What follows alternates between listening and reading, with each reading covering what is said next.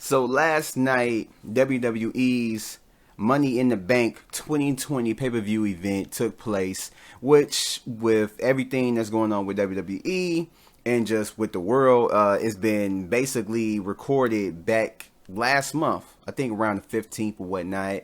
And so this is just a pre-recorded, pay-per-view event and everything else. How did it shape out?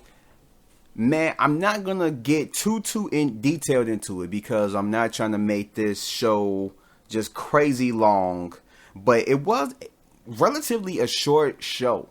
Like, it wasn't lengthy like how it usually be with the crowd and everything else. This show was really condensed. It went off at an early time, but it basically, I'm going to just run through these matches. But the one I'm going to give more, detail to is the Money in the Bank ladder matches, since that is the theme of the pay-per-view event. I didn't see the pre-show match, but it was Hardy versus Cesaro, and Hardy wins.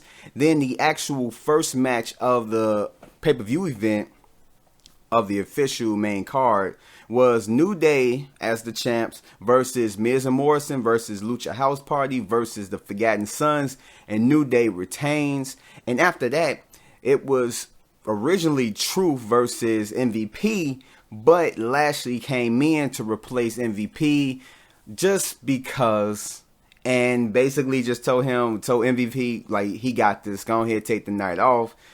And Truth just kind of basically tried to talk himself out of it, said he deserved a night off too, but Lashley wouldn't let him, and he was trying to explain to him, just basically just some stuff, how R-Truth is, and accidentally smacks him, which causes Lashley to lash out. And with all awkward puns aside, Lashley wins. And then later, Truth has an interview, and he basically puts out that his sights is on getting back the 24/7 title, in which he can't get the name right, and thinks that Tom Brady has it, and he declares that he is coming to get it. So I'm curious to see where that's going to go. So after that, Bayley put her title on the line against Tamina, and surprisingly, really not surprisingly, Bayley wins with the help of Sasha Banks.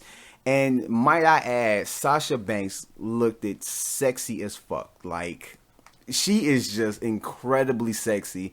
And I enjoyed watching this match just clearly at the sight of Sasha. And Bayley didn't look too bad at all either. Both of them was good, but Sasha was just, just something about her. But after that, it was Strowman and Wyatt for the WWE Championship, in which Strowman retains. But there was quite a few things that happened up in here. The puppets were in the crowd at one point to embrace Braun, because it looked like Braun was coming back to Bray Wyatt and basically just joining him again, but that was just leading him into a false sense of security, in which he lifted him up for a running power slam and basically ends the match. After that, it was Drew McIntyre versus Seth Rollins, and Rollins at one point wanted to use the chair, but ended up changing his mind, which sent it to a back and forth between both opponents. And that's when McIntyre took the victory and retained the championship. And it was a pretty good match. I just say one of the better matches of the night. But all that aside, the bread and butter of this pay-per-view event was the Money in the Bank ladder match, or matches, because we had a women and a men's ladder match taking place at the exact same time, or it was filmed to make it look like it was taking place at the exact same time. Certain things you could tell was shot in certain ways. It was kind of like one of those cinematic type matches or whatnot.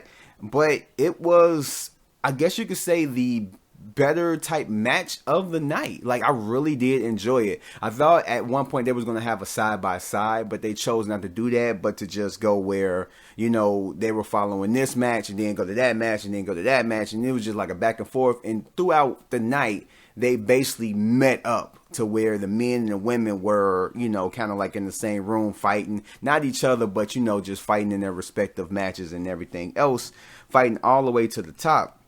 The men's match started out in the gym room with everybody coming in and saying what they're saying and all that stuff for the entrances.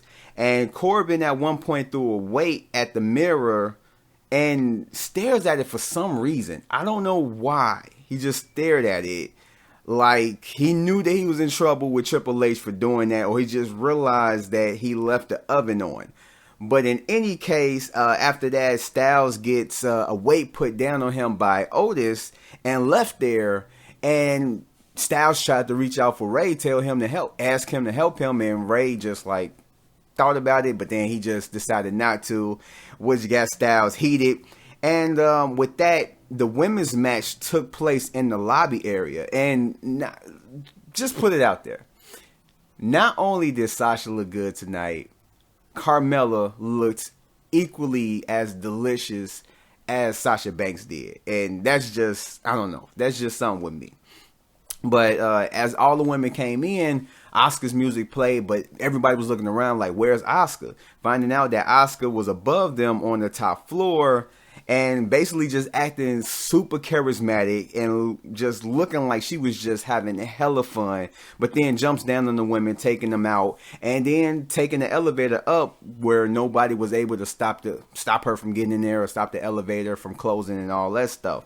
And then on top of that, we have other cameos throughout the night with this match. Brother Love made an appearance. It was like a random appearance where he was in the bathroom while Ray was going past, and basically tells Ray that he loves him. Ray tells him, like, I love you too, but I gotta go.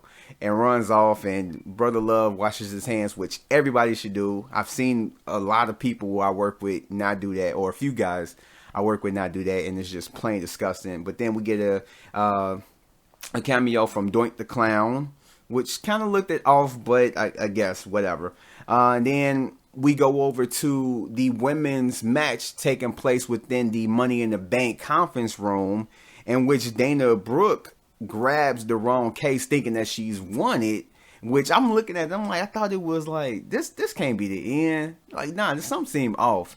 And then we have an appearance, a cameo by Stephanie McMahon, which you can tell that she wasn't there. She was not there.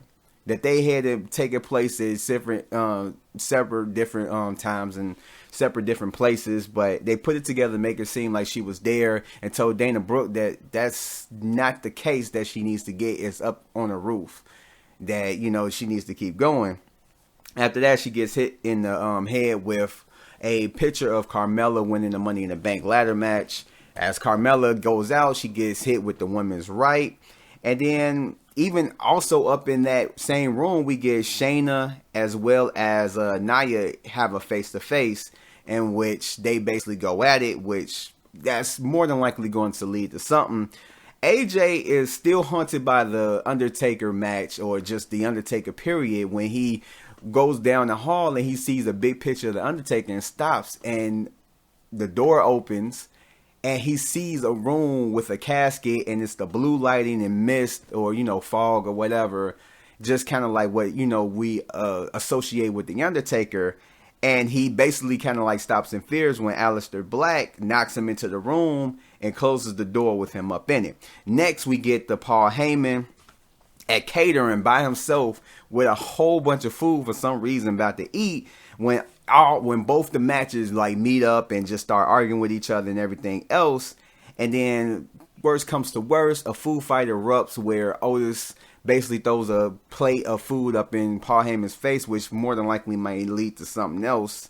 And Otis, after that, finds himself in the cafeteria looking for more food when he grabs up a pie and sees John Laurinaitis there doing the people power thing, which I truly hate. And he throws the pie up in John Laurinaitis' face, which I loved. Then after that, Styles and Bryan fight into Vince's office, in which Vince is just pissed. And he tells them to get out. So they go ahead and get out. And promptly after that, Vince, he puts in the sanitizer, and he gets back to work when all the match carries on. The women take it to the top first, with Lacey and Nia making it to the ring and fighting it out. And Nia goes to get the case, but it's stopped by Asuka, in which basically they go back and forth. And Asuka goes up to get the briefcase, as well as Corbin goes in the ring to go get his briefcase, but for some reason tries to stop Asuka. Like, I don't understand why. Corbin is doing some of the weirdest shit in this match.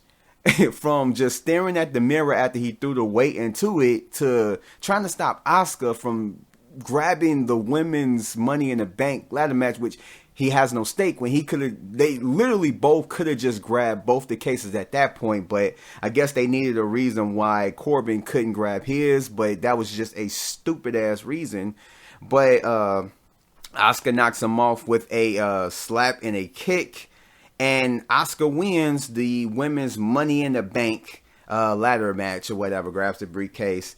And at this point, I didn't realize that there wasn't any commentary until after this match. That's when you hear Michael Cole's voice and them saying that, like, oh, she won it, blah, blah, blah. And then after that, it goes back to the cinematic. I don't know why I keep about to say that. The cinematic type of form of the match, where Otis gets in the ring and breaks the bottom step as he tries to climb the ladder. And then Corbin goes at him. Corbin then throws later on Ray and Aleister Black off the roof with a weird sound effect, which I'm not truly understanding if it was supposed to mean that he threw him off the thing, off the whole building, in which that case I don't believe that we're going to get any more appearances from Aleister Black and Rey Mysterio.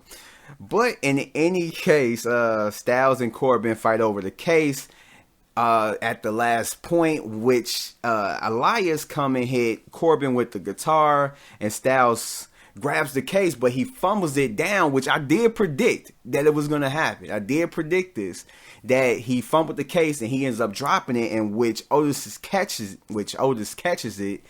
And he wins the Money in the Bank ladder match, which after that, not even like 10 seconds later, they go off the air. And this was really an entertaining ass match. I really did enjoy it. I don't know, like this basically, I feel like with them doing cinematic matches like this, it's going to open the doors to doing more of this in the future. Hopefully they don't try and go overboard with it once everything starts to come back to where they can have crowds and stuff like that. But these cinematic matches have been entertaining, especially this match. I really did like it. I felt like they probably could have had more cameos, but with what they was working with, I really did enjoy it. I didn't expect the cameos, but they did make it a little bit, better. And I did like the humor that they injected into this match. And just from beginning to end, it was entertaining. It really was. This is a match that I feel like anybody could probably, especially if you like it, you probably go back and rewatch it again. I rewatched it for a second time to try and catch stuff that I missed, but I enjoyed it the second time around, and I thought that they did really good. As far as a pay-per-view event altogether, it was pretty good. It was pretty decent. Like I said, besides the Money in the Bank ladder matches, the Drew McIntyre and Rollins match, and even the Braun and Bray Wyatt match, I really did enjoy. But I really did like how delicious Sasha and Carmella looked tonight. But besides that, yeah, it was a pretty decent pay-per-view event, and I really did like it.